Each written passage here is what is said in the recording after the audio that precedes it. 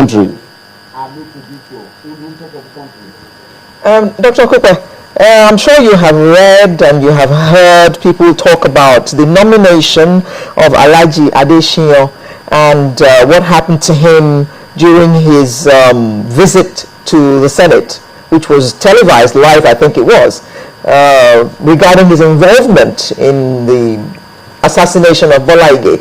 And people are saying that that kind of person should not have been nominated in the first place.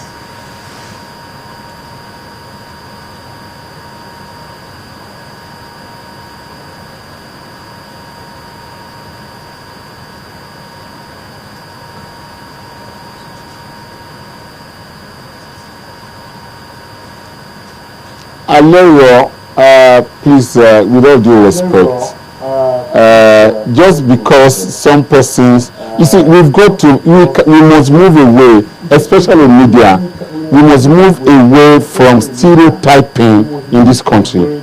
I was there and I happened to listen to some of the comments that were made by your good self and Kayode about the petroleum thing and all that. You know, trivializing very, very important issues. You know, media must not be judgmental. Media has to be objective.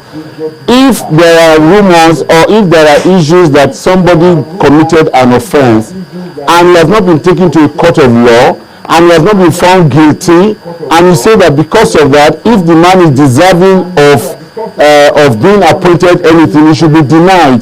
It is unfair. It is unfair. We, you know, in this country, it's either we decide to go by the rule of law or we want simple anarchy. You know, you cannot, you know, I mean, I'm sure you're talking about the gentleman from Osun State. The man was, was accused. I mean, he was also detained. But, you know, the police, they released them. There was nothing found against them. And that was so many years ago. Why should you now say that it is okay for the Senate to ask that question? But it is not fair for you to sit here and say that that man should have been nominated. That is extremely being judgmental and it's unfair. Dr. Okupe, I don't think you were listening to my question. I said some people have said he should not have been nominated at all. Nobody is being judgmental here. We are referring to things that have been said by Nigerians who have a right to make comment on things that are happening in their country and current affairs.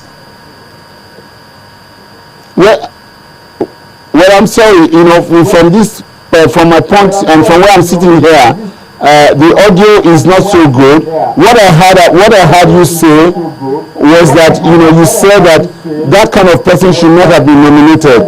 But if you say that there are comments like that, oh, so be it, you know. I mean, even on your television just a few minutes ago, when you were talking about power, some people said, oh, we don't have power in my area for 2 days. Some people say, oh, it has improved. So people can have comments. It's a free society. There's no problem about that at all. If some people felt that because he was associated with that incident, he had not have been nominated, that's fine. Obviously, some other people feel otherwise. That's why he was nominated. That's not an issue. Okay, Dr. Okupe, it will be interesting to find out what is the process within the executive arm of government in the nomination or selection or appointment of individuals to become a minister. All we know is that, like you said earlier, that some are nominated by the governors or by members of House of Rep or by different people, and they are recommended to the president or presidency.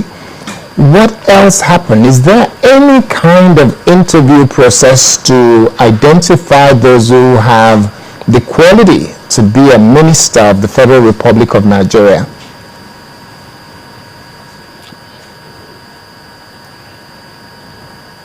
Well, you know, Kayode, you have to forgive me if I make errors, you know, from this point.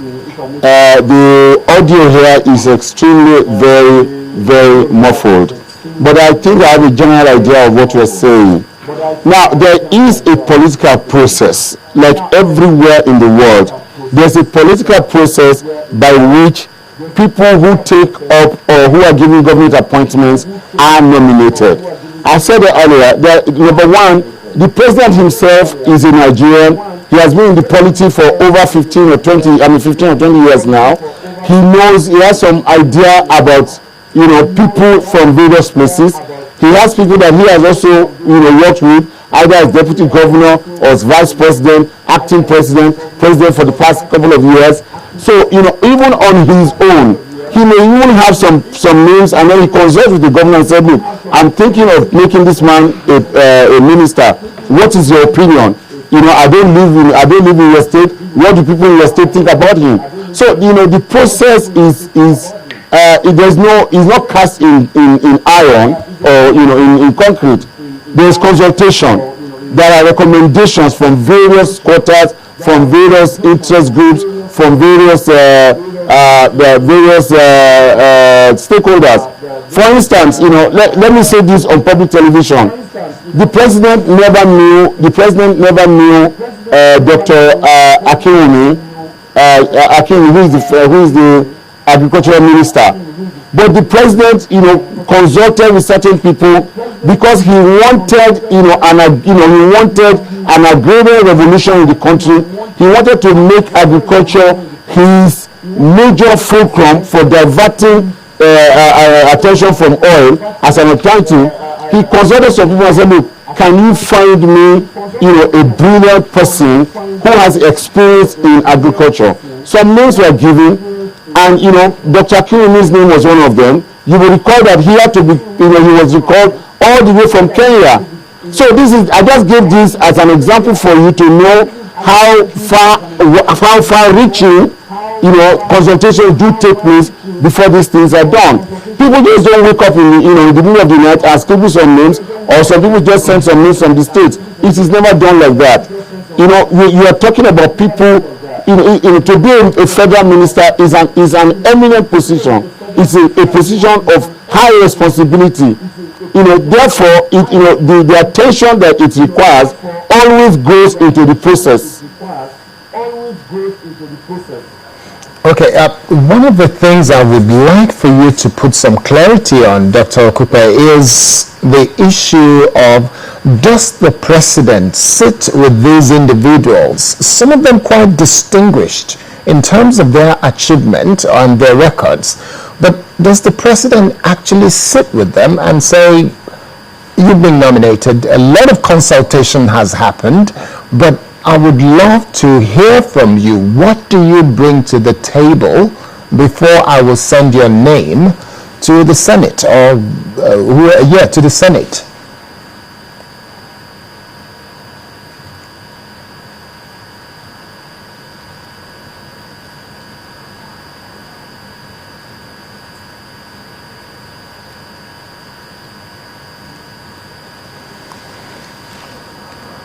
Well,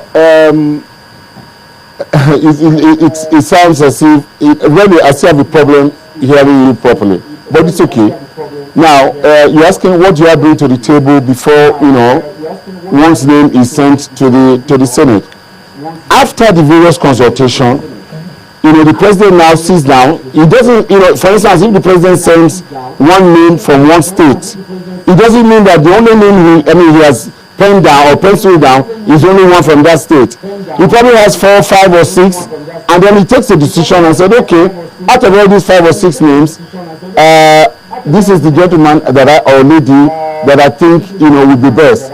For instance, in some cases, many states, for many states, you have names, mainly preponderantly male, and the president has insisted that this gender equality and this gender sensitivity of this administration must be continued. He also further goes into further consultations and say, look, I need to let me see which distinguished ladies are in this field or in this state, and all these facts are juggled and a list is finally prepared, and that is the list. The president, using his prerogative, now sends this list to the National Assembly. Okay, let me ask the question again. I appreciate the response you've given, and it's unfortunate that you may not hear too clearly. Very short question now.